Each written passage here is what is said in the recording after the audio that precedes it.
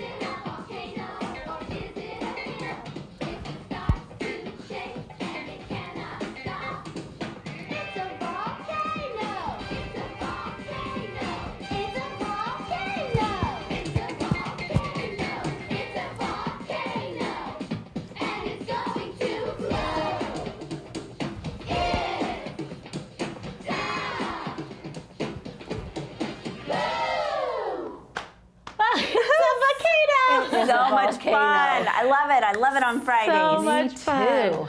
Okay, I think they're ready. We're gonna go I and think so. practice our phonics. All right. I'll Have see fun, you later. guys. Okay, Super Readers. Now remember, this week is a review week. That just means we are practicing all the sounds that we've already learned to make our brains, that's right, super smart and strong, right? We want that brain to be super smart and strong. So let's see what sound we are going to be reviewing today. Today I have the boy card. The boy card says oi. Good job, I heard you. Oi. Now, if you notice on my boy card, there's two different ways that I can spell that oi sound. The first way is O-I. Good job. O-I says oi. And O-Y says oi. Good job. And that line in front, remember, it just means that that's where a consonant will go. So oi will have that consonant before it, whereas the O-I and oi can go in the beginning, middle, or at the end. Because remember, oi has two different ways that we can spell that sound. Now, let's practice.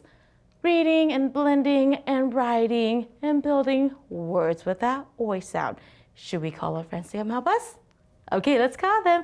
Tina, Rita. Hello! Here they are. Happy Friday!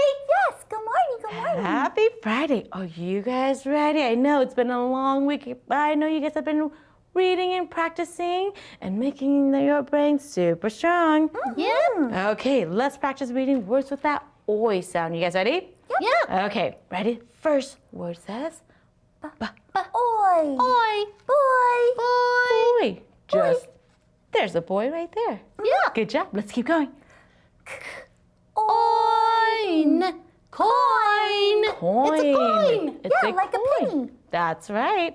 Okay, keep going. You guys are doing a great job. Point!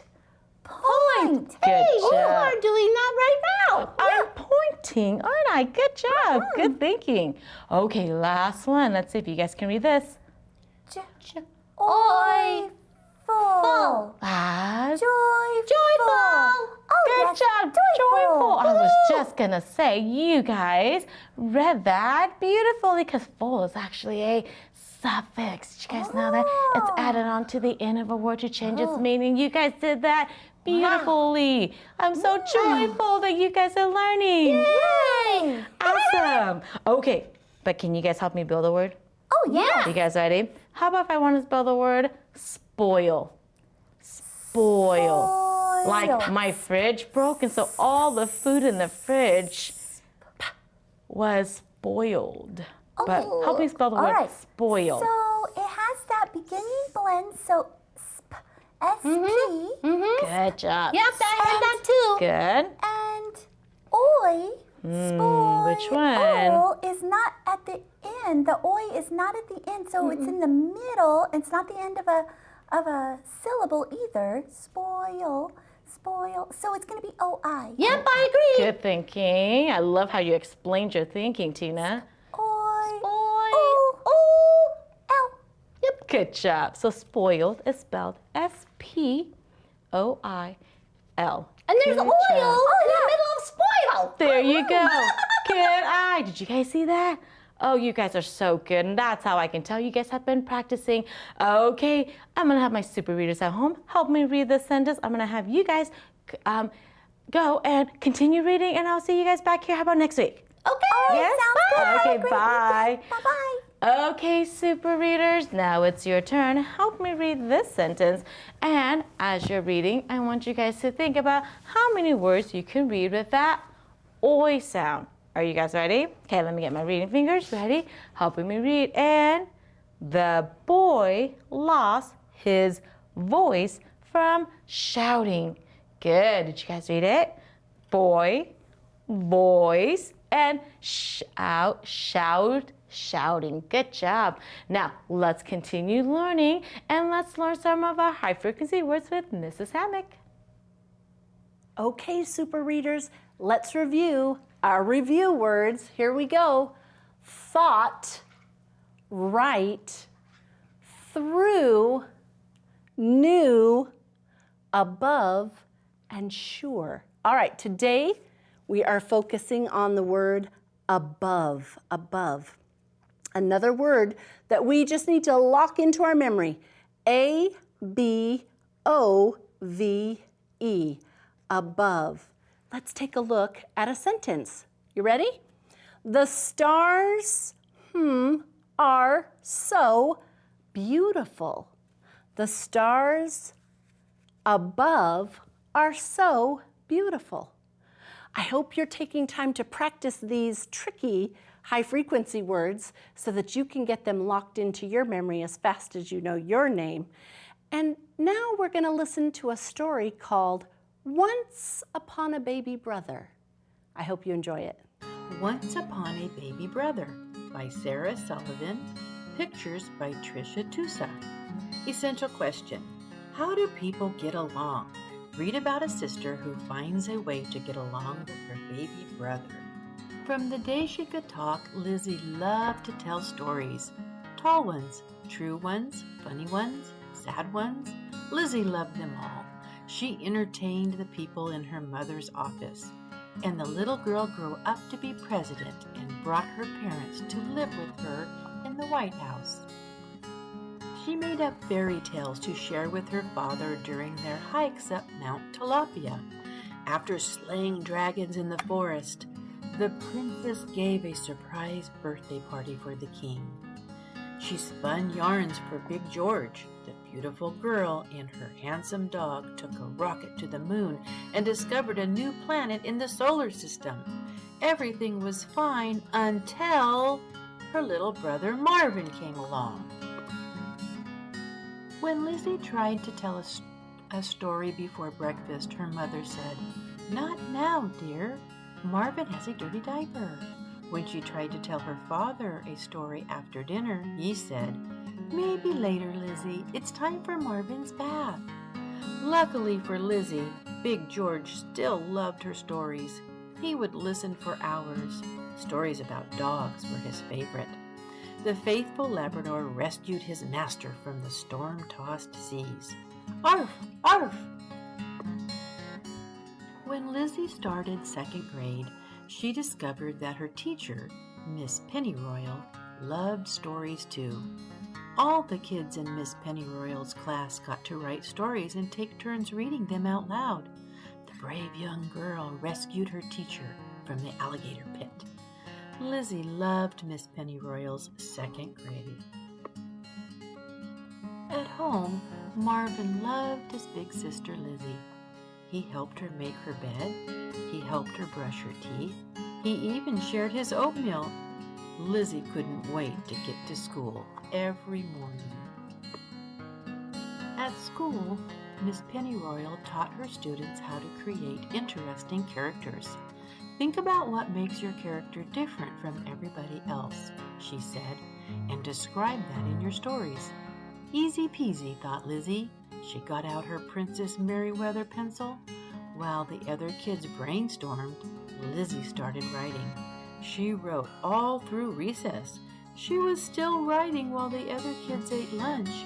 "Can I go first, please?" Lizzie asked when it was time to share stories out loud.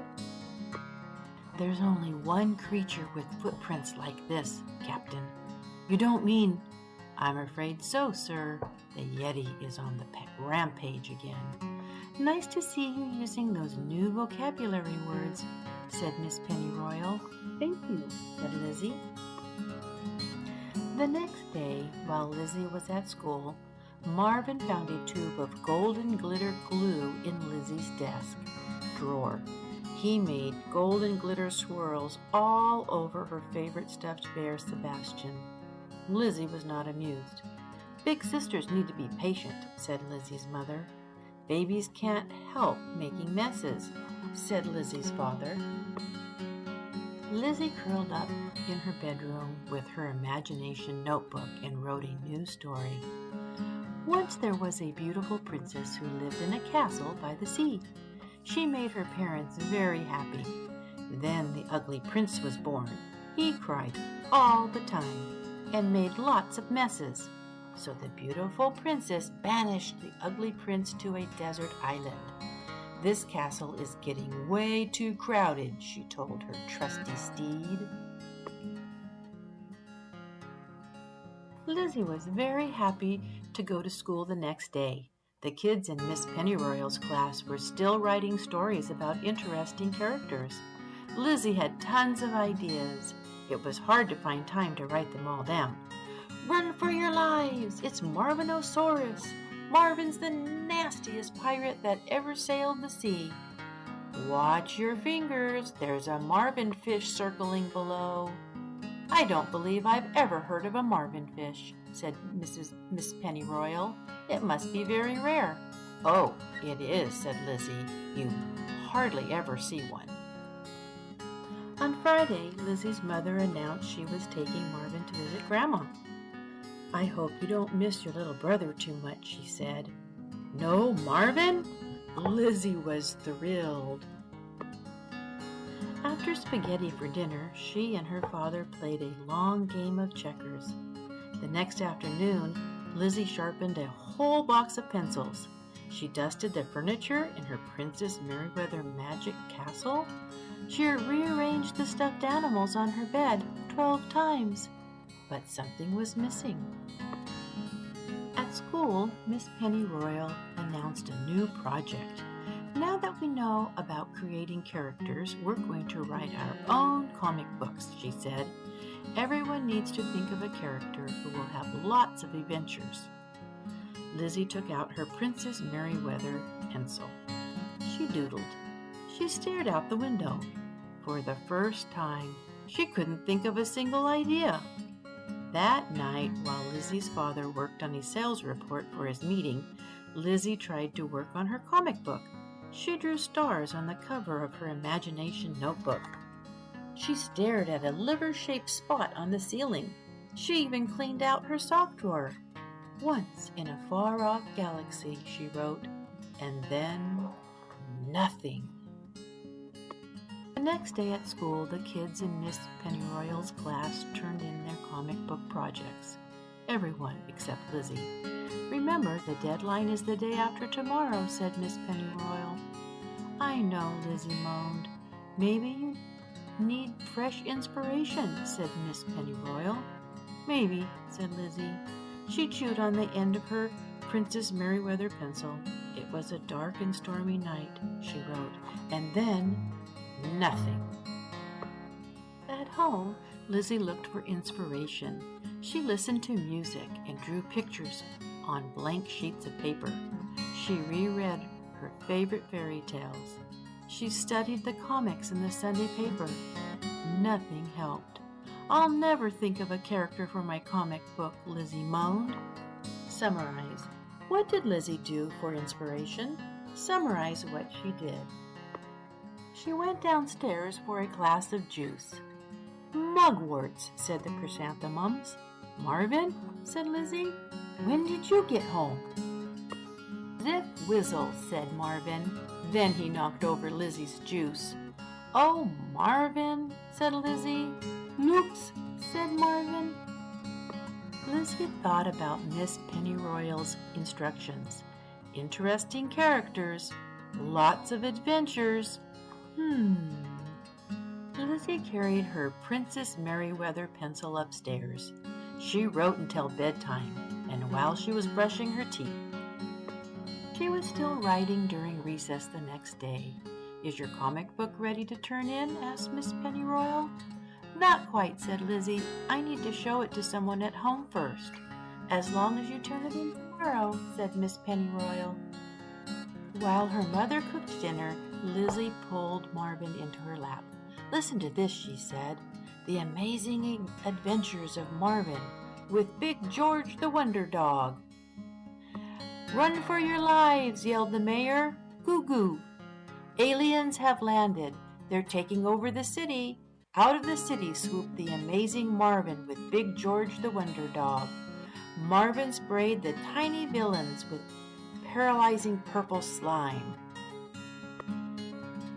Soon all was peaceful in the city again. Yay, Marvin, the people shouted. The mayor gave Marvin the key to the city. Long live the amazing Marvin, everyone shouted. Lizzie gave Marvin a hug. Big George lifted his chin and howled. That's only the beginning, said Lizzie. Wait till you see what happens in episode 2. Summarize. Summarize what Lizzie did to write her comic book. Wasn't that a great story? Pretty cool how it ended, right? That she ended up really caring about her little brother.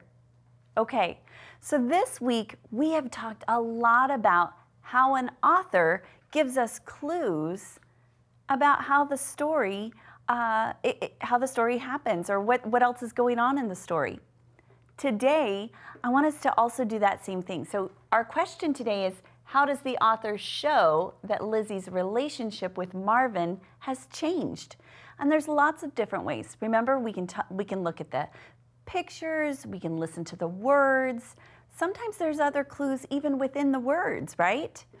Okay, so I think what we're gonna do is talk about and do a little bit of a retelling of our story. And so maybe we can call Ricky to come over and kind of help us out just a little bit. So, hey, Ricky. I heard you. I heard the word retell. I was trying to get here as fast as I could, Mrs. Nix. That's great. Okay, so Ricky, so we're going to just kind of retell and maybe you can help me look at, because you're really good at finding some clues about, and something to think about is, how does Lizzie feel on these 2 pages? Because we took a page from the beginning of the story and we're really going to compare it to the end of the story because some things changed.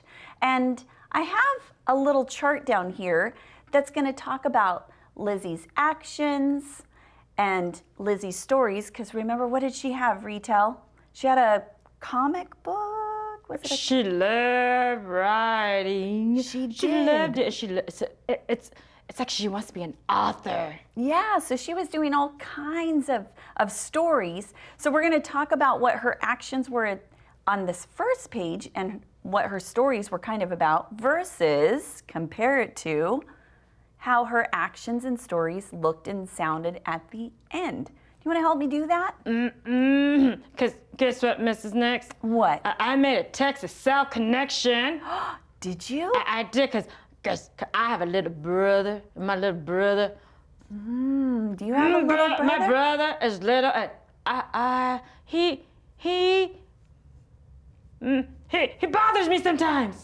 Well, you know, sometimes siblings can do that. So I know exactly how Lizzie was feeling. So in the beginning, guess what? What? She did not like her brother and all. And on that page, when their parents were gonna take the brother to the grandparents' house, she said, woo! Well, she didn't say that, but she was thrilled. Right, because she said, no, Marvin, right? And the author told us that she was thrilled. She was happy he was leaving because she was like, I can have some peace and quiet. But guess what? In her stories, because I see that you have the word stories I do. Yeah, what happened in her stories? In the stories, she made her brother like the bad guy or like the villain of the story. That's in right. every story. Because that's how I would make my brother. Yeah, because probably didn't care a whole lot for her brother at the beginning of the story.